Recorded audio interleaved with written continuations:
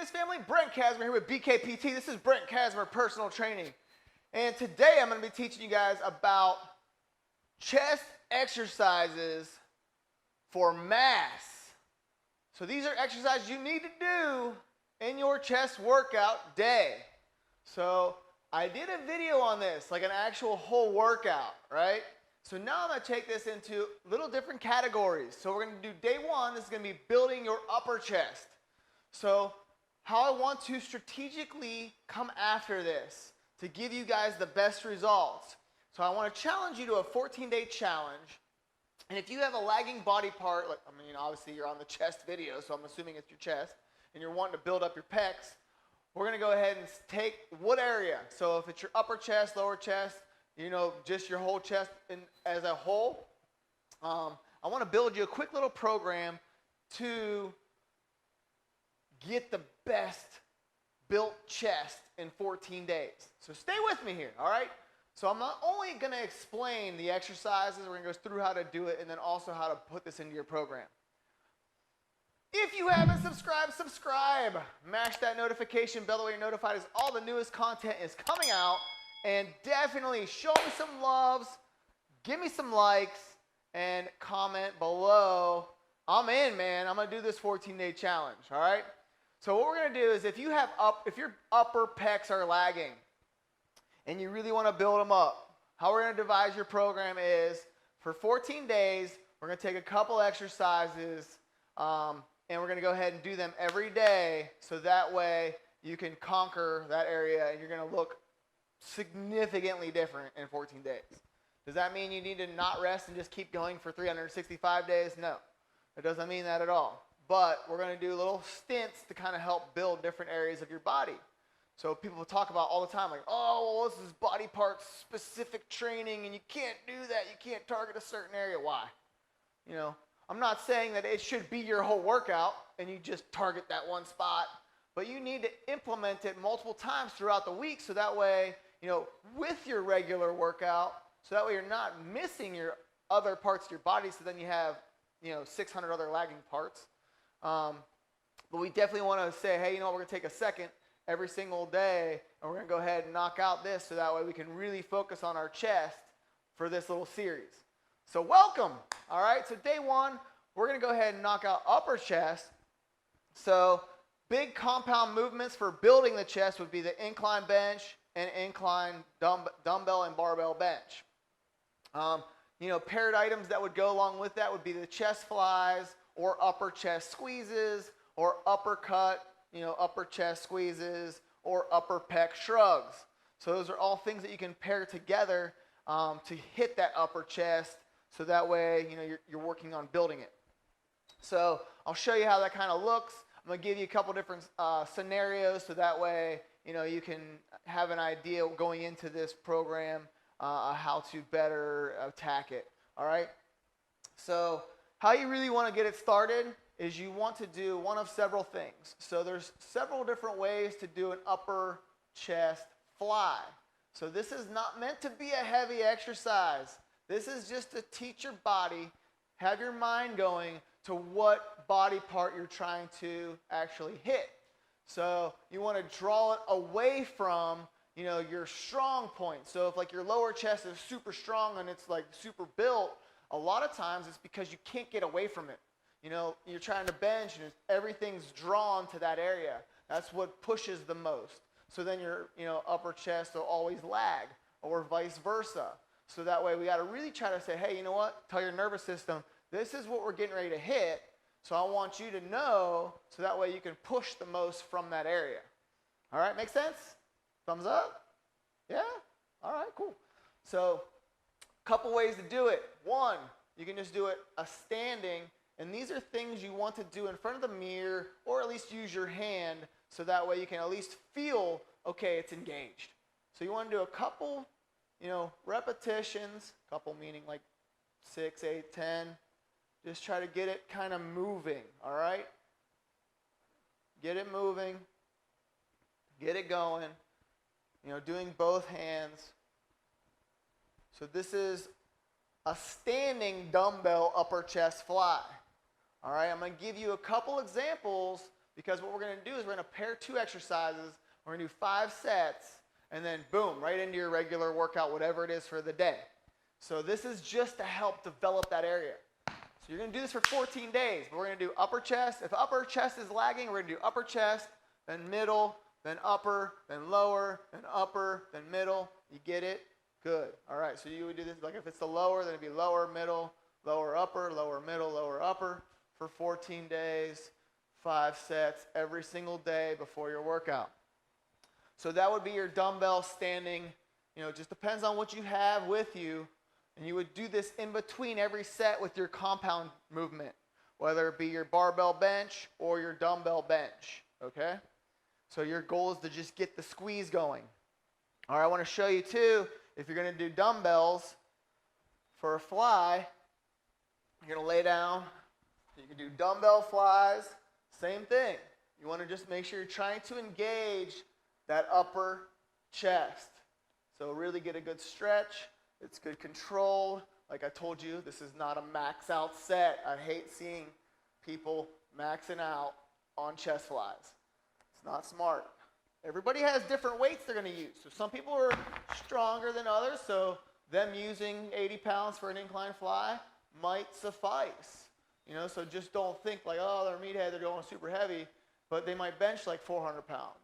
You know, so those are things you got to take into consideration also. So that would be your dumbbell incline fly, all right?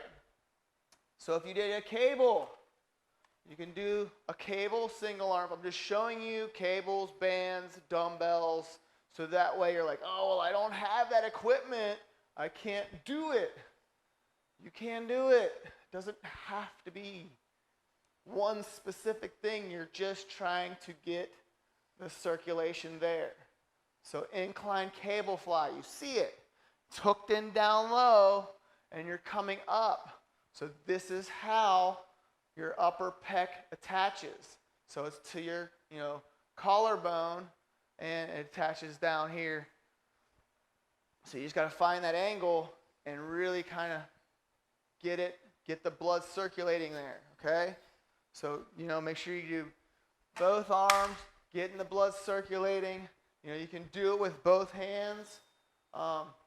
So if you're going to do an incline fly with the cable machine, a couple ways I do it would be, facing the cable, and that way we're coming like this, up and across the body. I like doing single arm just because it gets that good, across the midpoint, really getting a good, contraction on it. All right? So that would be your cable incline flies, dual cable. If you wanted to do it on a bench, dual cable flies. Like I said, these are all exercises that you're going to do and use to superset with your bench press. So bench press is to grow. This is to train it where to go. All right? Ooh, that's kind of good. I like that. I did good. All right, give me a thumbs up if you like that. I like that. So, the flies are to show it where the blood needs to go, teach your central nervous system what you're hitting, and then this is your major muscle, compound push. All right? So I got the cable fly, dumbbell fly, single arm standing fly. You could do the same thing with the band. It's literally the same exact thing. A lot of times I'll hook it onto the post and just push it through like that, so that way it's on there nice and tight like a lasso, and you would do the same exact motion, obviously hooking it down low, so that way you can do it down low and across the body. I'm not going to go into detail with that because it's just the same as the cable, honestly. It's just except it's a band. You just want to make sure you're getting a good range of motion so that way you can get that full contraction. So cables, dumbbells. The uppercut one is the big thing when you're doing your uppercut crossbody is like this. You just keep your elbow bent at a 90-degree angle, coming up across the body like so, and you're just getting that upper squeeze. So it's the same thing, uppercut, squeeze. It's not twisting your whole body. You're not turning it into a cardio core exercise. It's fixed, and it's just squeezing those upper pecs. And then the last one I would think would be your incline squeeze. So you want to start off down low, same thing. If you were doing it with a cable machine, you're starting here, keeping it together, and just squeezing them together while pushing it up. And that's cable. Same thing with dumbbells. I actually love this exercise.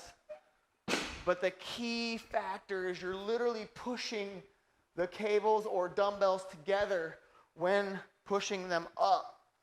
If you take that tension off of it, of pushing it together, then you're not really getting a good engaged what you're trying to hit. So it's about driving them together and up. It's a great exercise. All right, so those are all the exercises you would use to teach your body where it's going to go. So that way you can make it grow. All right? Man, I'm full of them today. Cracking myself up. All right, so you go right into your barbell incline press. So boom, popping it up, coming down, good range of motion, and boom, exploding up. Down, hook, hook. So you would do 3 to 5 repetitions, and then right back to your fly or uppercut or squeeze, but it's just trying to create that blood flow, and you'll be going back and forth, 3 to 5 reps, 5 sets, and then bam, right into your workout itself. All right? So here's the challenge. It's a challenge. So like I said, comment if you're going to take the challenge. It's 14 days.